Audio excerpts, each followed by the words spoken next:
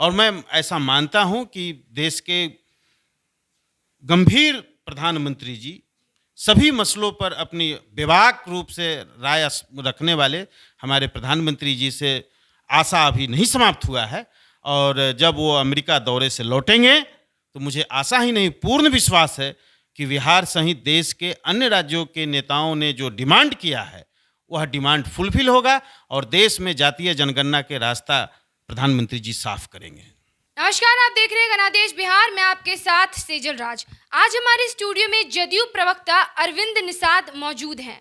तो आइए हम इनसे जो बिहार की राजनीति में जो चीजें चल रही है उसको लेकर के इनसे हम आज बात करेंगे।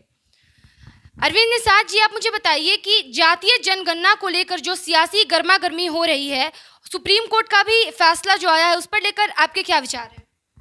सुप्रीम कोर्ट का फैसला नहीं आया है। केंद्र सरकार ने सुप्रीम कोर्ट में हलफनामा दायर किया है और इस हलफनामे से सुप्रीम कोर्ट में केंद्र सरकार ने कहा है कि फिलहाल जो जटिलताएं हैं उस जटिलताओं के कारण हम 2021 में जनगणना नहीं करा सकते हैं। लेकिन भारत सरकार की अभी मनसा स्पष्ट नहीं हुई है।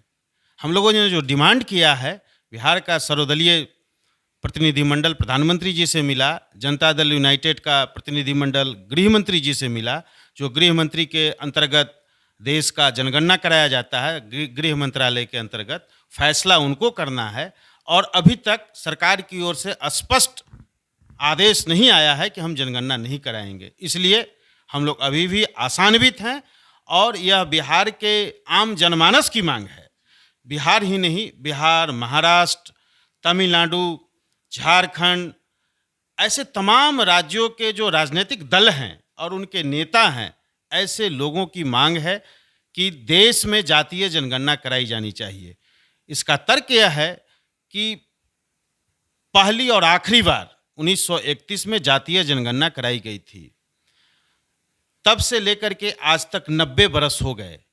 2021 चल रहा है, 90 बरस हो गए। इन 90 बरस में आज तक कोई वैज्ञानिक तरीके से जाति का आंकड़ा नहीं आया है। जब हम कोई योजना बनाते हैं, उस योजना को जब क्रियान्वित करने का समय आता है तो फिर जातीय जो गणना है या जातीय जो संरचना है उसकी समझ सरकारों को नहीं होती है। तो इसीलिए सरकार ने यह फैसला किया है, बिहार सरकार ने, देश के दूसरे राज्यों ने भी, कि जातीय जनगणना कराई जानी चाहिए। क्योंकि समाज के कमजोर वर्गों के उन्नयन के लिए, उनके विकास के लिए, उनको मुख्य धारा में लाने के लिए जातीय जनगणना कराए जाने की आज आवश्यकता है। इसी आवश्यकता को ध्यान में रखते हुए नीतीश कुमार जी कोई पहली बार नहीं, 1989 में जब वो देश के कृषि राज्य मंत्री थे वीपी सिंह जी की सरकार में, उसी समय से इस मांग को उन्होंने उठाने का काम किया है। ये कई प्लेटफॉर्म्स पर जेडीयू के ओर से और नीतीश कुमार जी ने इस मांग को उठाया है।